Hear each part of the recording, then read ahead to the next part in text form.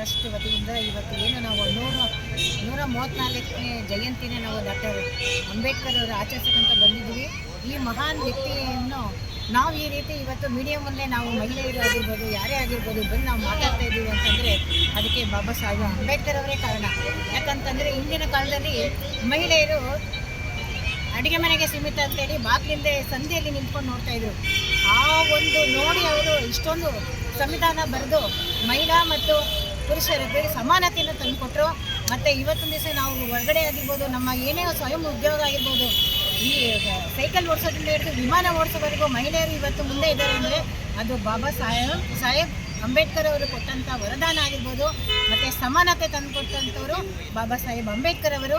ಇವತ್ತು ನಾವು ಕೂಡ ಮಹಿಳೆಯರು ಏನೋ ವೃತ್ತಿ ಮಾಡಿ ಸಂಘಟನೆ ಆಗಿರ್ಬೋದು, ನಮ್ಮ ಸ್ಟೇಷನ್ಗಳಲ್ಲಾಗಿರ್ಬೋದು, ಮತ್ತು ಯಾವುದೇ ಸರ್ಕಾರಿ ಕಚೇರಿಗಳಾಗಿರ್ಬೋದು, ಮತ್ತು ಯಾರು MLAಗಳಾಗಿರ್ಬೋದು, ಅವ್ರನ್ನೆಲ್ಲ ನಾವು ನಮ್ಮ ಒಂದು ಕುಂದುಕೊರತೆಗಳನ್ನು ನಮ್ಮ ಮುಂದೆ ಬಂದಂಥ ಒಂದು ಯಾವುದೇ ಒಂದು ಕುಂದುಕೊರತೆಗಳನ್ನು ನಾವು ಅವ್ರನ್ನ ಕತ್ತುಪಟ್ಟಿ ಹಿಡ್ಕೊಂಡು ಕೇಳೋಷ್ಟು ಒಂದು ನಮಗೆ ಒಂದು ಸಮಾನತೆಯನ್ನು ಕೊಟ್ಟಿದ್ದಾರೆ.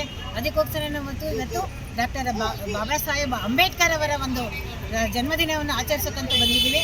ಅದಕ್ಕೋಸ್ಕರ ನೀವು ಕೂಡ ಬಾಬಾ ಸಾಹೇಬ್ ಅಂಬೇಡ್ಕರ್ ಅವರು ಏನು ಹೇಳಿದ್ದಾರೆ ಅಂದರೆ, ನಾನು ಕೊಟ್ಟಂಥ ಒಂದು ವರದಾನವನ್ನು, ಸಂವಿಧಾನವನ್ನು ಆದರೆ ಮುಂದಕ್ಕೆ ತಗೊಂಡೋಗಿ, ಇಲ್ಲ ಅಂತಂದರೆ ಅದನ್ನು ಹಲ್ಗೆ ಬಿಡಿ ನೀವು ಅಂತ ಹೇಳಿ ಅವರು ಕೈ ಮುಗಿದು ಅಂತ ಕೇಳ್ಕೊಂಡಿದ್ದಾರೆ.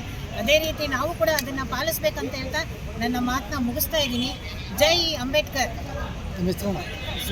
ಅಖಿಲ ಭಾರತ ಜನಸೇವಾ ಟ್ರಸ್ಟ್ ಸಂಸ್ಥಾಪಕರು, ಅಧ್ಯಕ್ಷರು ಜಿ ತಾರಾ ಮೇಡಮ್. ನಿಮ್ಮ ಹೆಸರು? ಡಾಕ್ಟರ್ ಬಾಬಾ ಸಾಹೇಬ್ ನಮ್ಮ ಕಡೆಯಿಂದ ಅಭಿಮಾನದಿಂದ ಸನ್ಮಾನವನ್ನು ಮಾಡುತ್ತಿದ್ದೇವೆ. ನಾವು ಇವತ್ತು ಈ ದಿನ ನಾವು ಈ ಥರ ಬಂದು ಒಂದು ಜನ್ಮದಿನವನ್ನು ಆಚರಿಸೋದು